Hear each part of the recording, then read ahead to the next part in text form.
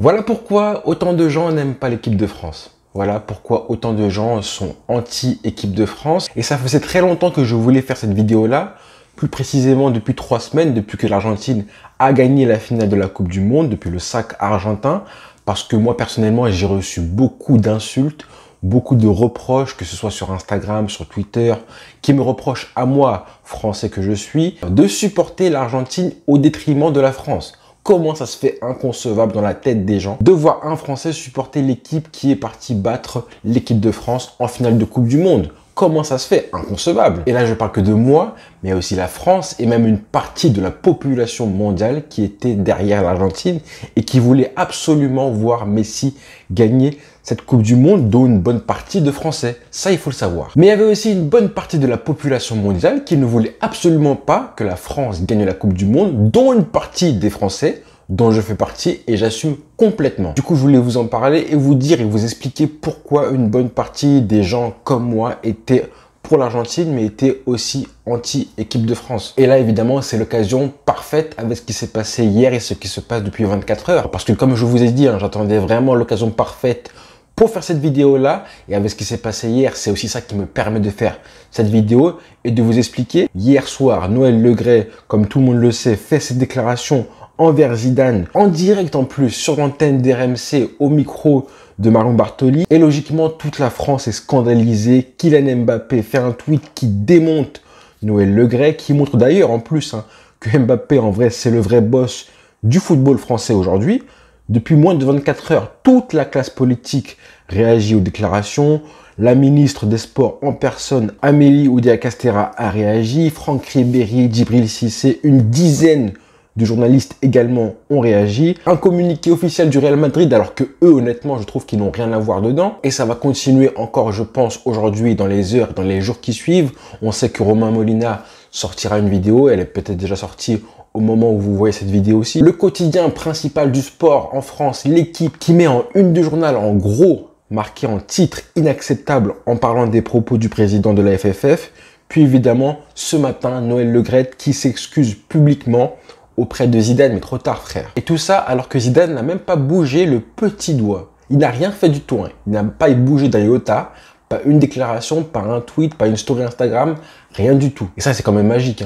Ça montre la grandeur de Monsieur Zidane, le monument qu'il est. Je pense qu'il n'y a aucun sportif en France qui est autant sacré et sacralisé que lui, à part peut-être Roger Federer et encore. Parce que là, on a vu qu'il n'a même pas besoin de lever le petit doigt, et pourtant tout le monde est choqué. Tout le monde attaque le président, tout le monde défend Zidane, alors que pour des faits bien plus graves, comme du harcèlement sexuel, le milieu du journalisme, l'atmosphère générale et l'espèce de convention imposée au monde médiatique de se taire et de garder le silence sur ces affaires qui sont quand même bien plus graves. Donc comme je disais, cette affaire, c'est une occasion parfaite pour parler, pour s'exprimer et de dire pourquoi des gens comme moi et comme peut-être beaucoup de personnes aussi ne supportent plus l'équipe de France. Là, on a eu un exemple et un prétexte pour vous montrer pourquoi justement autant de gens ne supportent pas cette sélection, parce qu'elle a été prise en otage par plusieurs personnes, dont 2 en particulier. C'est tout simple, elle a été prise en otage, elle est cadenassée par ces personnes-là, que ce soit structurellement et politiquement par monsieur, évidemment, Noël Le Graët, le président, et sportivement, en grande partie, par monsieur Didier Deschamps. Parce que ce sont eux aujourd'hui, ce sont eux deux aujourd'hui, les patrons du football français, hors terrain évidemment, ce sont eux les 2 grandes figures, les 2 grandes vitrines du football et de l'équipe de France. Et comme je disais, comme tout le monde le sait, cette sélection, elle est cadenassée par ces 2 hommes-là, ces 2 hommes qui font leur loi depuis des années. Plus le temps passe et plus ils exercent leur emprise sur l'équipe de France. Là maintenant, ça fait maintenant 11 ans que ça dure et ça va continuer comme ça jusqu'en 2026, que ce soit sportivement et politiquement. Et on l'a vu, on l'a subi nous en tant que fans avec les décisions polémiques, par exemple envers Benzema. Là, c'est vraiment des décisions qui sont polémiques et politiques, mais on a eu aussi l'exemple parfait récemment avec la prolongation de Didier Deschamps il y a 2 jours jusqu'à 2026, qu'ils ont décidé tous les 2. Donc ça, c'est en tant que fan. Et qu'on est au courant forcément, cette espèce de responsabilité solidaire qui fait qu'on est au courant de la façon dont les salariés de la FFF ont été traités. Ça, c'est juste en tant qu'humain. Et sportivement, c'est exactement pareil. Le pouvoir de Deschamps qu'il exerce, qui est un pouvoir XXL, qui se matérialise par cette espèce de capacité, ce pouvoir d'écarter des joueurs sur des critères qui sont tous sauf sportifs, ça a commencé, rappelez-vous, dès 2014, avec Samir Nasri, en 2016 avec Hatem Ben Arfa et Karim Benzema aussi. Je pense que le divorce a commencé à ce moment-là. Se permettre d'utiliser les joueurs comme des pions éjectables, clairement. Là, le pouvoir d'éjecter Karim Benzema, le ballon d'or en titre, comme ça a été fait en lui manquant de respect. Mais comment ne pas voir ça comme suivre les traces de Mobutu Sese Seko? Comment ne pas avoir honte de cette sélection, de cette fédération? Comment venir nous reprocher à nous de ne pas aimer cette sélection? Comme c'était le cas justement en 2010 pour d'autres raisons. À l'époque, la sélection, il y avait des raisons de la trouver détestable. Et bien selon moi, je pense que malgré le fait qu'on soit vice-champion du monde et avant ça, on était champion du monde en titre, on avait des raisons de ne pas aimer cette sélection, ce président et même le sélectionneur. Parce que clairement, je pense vraiment que c'est légitime de dire que à cause des choix de M. Deschamps, cette équipe de France-là, pour beaucoup, elle est difficile à aimer. La façon dont Karim Benzema a été traité, par exemple. On va pas se mentir, Karim Benzema, il incarne un petit peu la beauté du football, la beauté du jeu, mieux que personne en France. Clairement, c'est pour ça que en 2021, quand il a été repris pendant l'Euro, que ce soit à l'Euro et en Ligue des Nations, il y a eu une espèce de vague de sympathie qui est revenue pour l'équipe de France, dans le jeu et dans les émotions. Parce que ce monsieur incarne la beauté du jeu mieux que personne en équipe de France, et que rien que sa présence illumine un petit peu le jeu parfois très terne et pragmatique de la sélection. Et deuxième chose, c'est que l'équipe de France, elle a le meilleur vivier au monde. De très très loin. Le meilleur effectif du monde. Donc je pense qu'en tant que fan de l'équipe de France, on a le droit, pas d'exiger, mais au moins de demander que ce vivier soit exploité au moins en grande partie. Par le jeu, par les résultats, mais aussi par les émotions. Avec le vivier qu'on a aujourd'hui, je pense qu'on peut exiger au moins ça. Parce que là, les gens vont dire, voilà, écoute, on a fait finale de Coupe du Monde, c'est déjà très bien. Mais là, vous pensez que les joueurs qui ont perdu la finale, là, et en plus qui n'étaient pas forcément là en 2018, vous pensez que pour eux, c'est bon, on a fait finale, c'est très bien. Vous pensez qu'ils arrivent à se consoler en se disant, c'est très bien, on a fait finale. Eh ben non, les frères, une finale perdue, c'est traumatisant. Alors que comme je disais, on a un vivier en France aujourd'hui qui est inépuisable ou presque.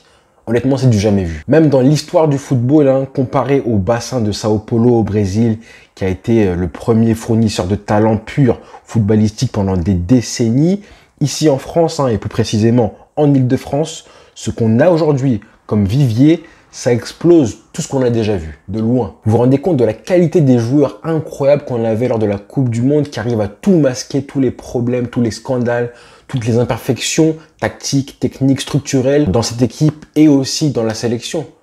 Tout ce vivier qui arrive à tout masquer. Vous vous rendez compte du nombre de blessés qu'on avait avant le mondial, rappelez-vous, et pourtant on avait la meilleure équipe du monde, les frères. Comme absent, on avait quand même Paul Labile Pogba, Juventus Turin, et N'Golo Kanté, Chelsea, qui était absent. On les a remplacés par qui? Aurélien Tchouaméni, Real Madrid, et Adrien Rabiot, Juventus de Turin. Et le tout en laissant sur le banc Eduardo Camavinga, Real Madrid. Je continue en défense, Presnel Kimpembe, Paris Saint-Germain, et Raphaël Varane, Manchester United, étaient absents, du moins lors du premier match. Ensuite Varane est arrivé. Certes, ils étaient absents. On les a remplacés par qui? Upamecano, Bayern Munich, quand même, et Ibrahima Konaté, Liverpool. Mais qu'est-ce que tu veux faire? Qui fait ça? Au poste de latéral gauche, on a Lucas Hernandez, Bayern Munich, qui joue, qui est titulaire, qui se blesse. On le remplace par son frère, quand même, Théo Hernandez, Milan AC. Le tout en laissant en plus sur le carreau à Paris au chaud, un mec comme Ferland Mendy, Real Madrid. Mais qui fait ça? Et évidemment, la cerise sur le gâteau, c'est évidemment l'absence. On se prive du ballon d'or quand même, Karim Benzema. Et honnêtement, son absence, on l'a même pas ressenti ou presque pas. Parce que son remplaçant qui joue au Milan AC a marqué 4 buts dans ce mondial-là. Et finit même pas meilleur buteur de son équipe. Donc je pense vraiment que les gens ne réalisent pas l'effectif, la qualité de l'effectif de l'équipe de France aujourd'hui, le vivier qu'on a aujourd'hui dans ce football en plus de sélection qui ne te permet pas de développer un vrai collectif faute de temps, mais qui te permet d'être si fort juste avec l'addition des talents de ton équipe. En plus, évidemment, d'une solidité collective sur 7 matchs. Et malgré ça, la France a été largement en dessous de son niveau, de ce potentiel qu'elle peut exploiter pendant cette finale qui va être, je crois, traumatisante pour pas mal de joueurs malgré tout. Donc voilà, pour moi, c'est logique que cette équipe de France-là soit détestable aux yeux de pas mal de personnes. Et Dieu merci, l'Argentine a privé cette équipe de France et surtout ces personnes-là, que ce soit Deschamps et Le Gret, une deuxième étoile. J'ai envie de dire heureusement, parce que vous savez très bien que les succès masquent tout. Les succès effacent toutes les fautes. Tout le négatif et les scandales sont effacés par la victoire. Donc vraiment, merci infiniment à eux. Je pense que des gens comme moi, peu importe la sélection qui aurait eu en face, Argentine ou je sais pas, la Belgique, la Croatie, l'Angleterre, je pense que n'importe quelle sélection aurait été en face de la France, on aurait supporté la sélection. Et même si ça avait été l'Italie ou l'Allemagne, tous ces pays qui nous ont fait du mal régulièrement en Coupe du Monde, on aurait supporté cette équipe-là. Déjà en 2018, il y avait pas mal de pays qui n'avaient pas aimé la façon dont la France avait gagné la Coupe du Monde, avec ce jeu pragmatique et physique. Et depuis 4 ans, je pense qu'on ne compte pas le nombre de sélections qui ont copié le style pragmatique de Deschamps, la preuve avec les propos de Walid Regragui pendant la Coupe du Monde. Donc le football de Deschamps, malheureusement, il a fait des bébés. Mais bon, je dis malheureusement, en soi c'est normal. On s'inspire naturellement de ce qui gagne, de ce qui marche. Les vainqueurs créent une émulation, c'est normal. Et justement, du coup, ça se répercute dans le football français, que ce soit en amateur et chez les jeunes. Si en France, on continue de privilégier les joueurs physiques et puissants et très physiques au détriment des joueurs techniques, et du coup, on privilégie aussi les tactiques, aussi pragmatiques, qui privilégient l'efficacité, c'est aussi et à cause de l'influence de l'équipe de France sur tout le football français. Voilà pourquoi le choix du sélectionneur est très important, parce que du coup, ça a une influence même chez les jeunes. Quand vous êtes un jeune joueur, vous êtes forcément inspiré par ce qui se fait de mieux. Vous vous identifiez forcément aux stars de l'équipe de France. Les coachs des jeunes joueurs et des catégories en amateur veulent gagner aussi. Donc, elles pratiquent un jeu qui est plutôt pragmatique, qui laisse très peu de temps aux jeunes joueurs techniques de se développer aussi physiquement. Bref, il y a une espèce d'émulation et une corrélation et un cercle vicieux qui est inévitable. Mais il faut réaliser qu'avec un jeu aussi pragmatique, c'est difficile de susciter du plaisir en regardant l'équipe qui joue. Et ça, il faut absolument que les gens finissent par l'admettre. On en a marre. Les supporters, ils veulent des émotions, soit par les titres, soit par les victoires, soit par les rebondissements et le suspense et les péripéties, soit par le jeu, ou alors tout ça ensemble, avec le maximum d'éléments différents ensemble. C'est comme ça qu'on crée les émotions. Mais c'est clairement plus difficile, et ça je suis désolé, mais c'est comme ça, c'est plus difficile de susciter des émotions quand la chose la plus basique que le jeu n'est pas au rendez-vous. Ça, faut l'admettre. Certains coachs y arrivent. Deschamps y arrivait plusieurs fois, parfois, mais c'était grandement grâce à Mbappé. Mais bon, ça, du coup, on y reviendra. Monsieur Zidane y est arrivé au Real Madrid, mais c'était aussi grâce à des stars qui brillaient comme Modric, comme CR7. Mais sinon, c'est difficile. Aujourd'hui, on a très peu d'émotions, de frissons quand tu regardes un match de l'équipe de France. Celui qui est le garant presque exclusif des émotions et des frissons dans le jeu, il s'appelle clairement Kylian Mbappé. C'est lui tout seul qui va t'émerveiller, c'est pas Griezmann, c'est pas Giroud. C'est clairement Mbappé tout seul ou presque. Ça aurait pu être Benzema, clairement, parce qu'il a le football pour faire ça. Mais malheureusement, on l'a écarté. Et maintenant, je vais parler de l'Argentine, parce que oui, on a été des supporters de l'Argentine et on voulait voir Messi gagner la Coupe du Monde. En tant que fan du Barça, et en tant que fan de Messi, qui l'avons côtoyé pendant 17 ans, qui l'avons vu souffrir, on était pour l'Argentine avant même d'être contre la France. Déjà pour voir Messi gagner une Coupe du Monde enfin, parce qu'on n'a jamais vu, on n'a jamais eu la chance de voir ça de nos yeux. On a eu la chance de voir la France gagner la Coupe du Monde 2 fois, mais on n'avait jamais vu Messi le faire, surtout qu'en plus c'était logiquement sa dernière chance de le faire, alors que la France, honnêtement, vu la génération qu'ils ont, et vu le vivier infini qu'ils ont, il n'y a aucune raison pour qu'en 2026, ils ne soient pas au moins en finale, encore une fois, de façon logique. Ils seront favoris. Alors certes, rien ne garantit le succès, mais il n'y a aucune raison pour qu'ils ne visent pas la victoire, encore une fois, en 2026. Ne pas être en finale sera forcément un échec. Donc comme je disais, on voulait forcément voir l'Argentine et Messi gagner. Et ça, c'est un phénomène qui était planétaire. On a vu des scènes dans le monde partout incroyables où on voyait des gens qui étaient pour l'Argentine, mais aussi en France. Je pense aussi qu'il y a une espèce de phénomène, une vague anti-Europe qui est née, un espèce de syndrome que j'appellerais le syndrome David contre Goliath. Cette espèce de syndrome de voir le petit renverser le grand. Le petit, ça revient un petit peu au reste du monde contre l'Europe. Là, on savait que les 4 dernières éditions de la Coupe du Monde avaient été remportées par des pays européens. Ça faisait 20 ans qu'on voyait l'Europe triompher et abattre tous les pays non européens les uns après les autres, sauf l'Argentine en 2014 qui avait été le seul pays non européen à être en finale, le football européen a quand même avalé toutes les autres cultures football du monde. Le meilleur exemple, c'est évidemment le football brésilien, qui avait une identité extrêmement forte il y a encore 20 ans de ça. Rappelez-vous ce football champagne, très technique, basé sur le dribble et tout ce qui est vraiment très particulier au Brésil, qui s'est vraiment évaporé, et qui commence à revenir grâce à Neymar et Vinicius, entre autres. On a pris du plaisir à voir l'Argentine et le Maroc aussi. Merci au Maroc d'avoir réussi à faire vaciller l'Europe et finalement gagner ce mondial-là. Parce que vraiment, ça aurait été encore un coup dur pour le monde du football de voir l'Europe triompher et que la France soit à nouveau le modèle à suivre. Et on va être honnête, Messi, il était largement au-dessus de notre côté patriotique. Clairement, en France, on sait que culturellement, nous ne sommes pas de grands patriotes, ça c'est sûr. Vous ne verrez jamais des étrangers être contre leur propre sélection.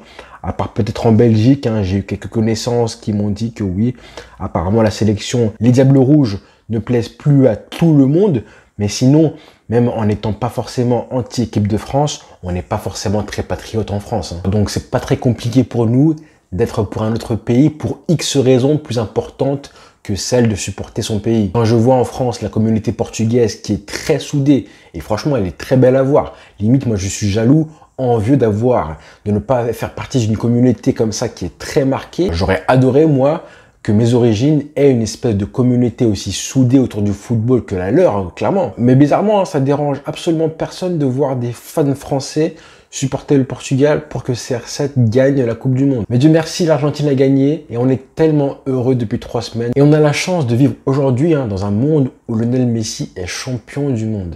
Le football a tellement gagné le 18 décembre dernier quand l'Argentine a battu la France. Le football a gagné à une justice dans le football. Je le répète, je n'aurais pas supporté de voir Noël Le Graët et Didier Deschamps gagner une 2e Coupe du Monde. Ça aurait été insupportable à voir. Et si demain, M. Le Graët quitte la tête de la présidence, je pense que ça fera du bien parce que ça fragilisera du coup Didier Deschamps.